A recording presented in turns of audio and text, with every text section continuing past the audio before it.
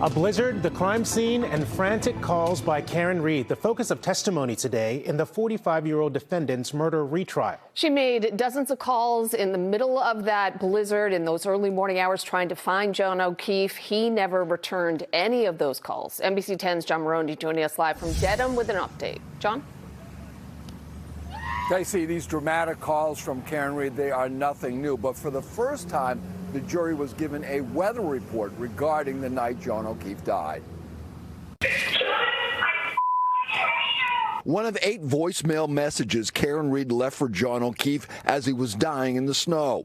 Reed pleaded not guilty to hitting her boyfriend with her SUV, leaving him on the front yard of a Canton home with a blizzard brewing. This was the biggest January storm in history. Prosecutors called meteorologist Rob Gilman to the stand. He said nearly 2 feet of snow fell.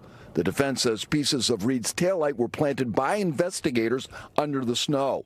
The prosecution maintains Reed clipped O'Keefe with her vehicle, slamming his head on the frozen ground. The surface of the ground was frozen, and it would have made the ground impenetrable. Do you know what time the first piece of evidence was found?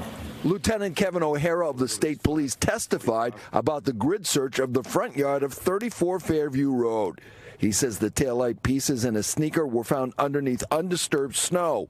He didn't see anyone put them there. Did you ever see anybody place or toss or throw anything onto your grid?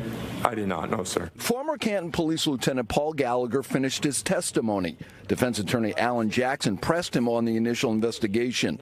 The property where O'Keefe's body was found was owned by Brian Albert, a Boston police officer.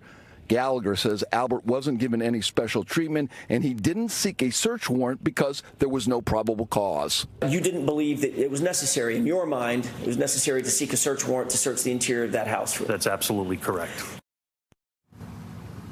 Now testimony resumes tomorrow. Judge Beverly Canoni told the jury that they're slightly ahead of schedule when it comes to timing for the trial.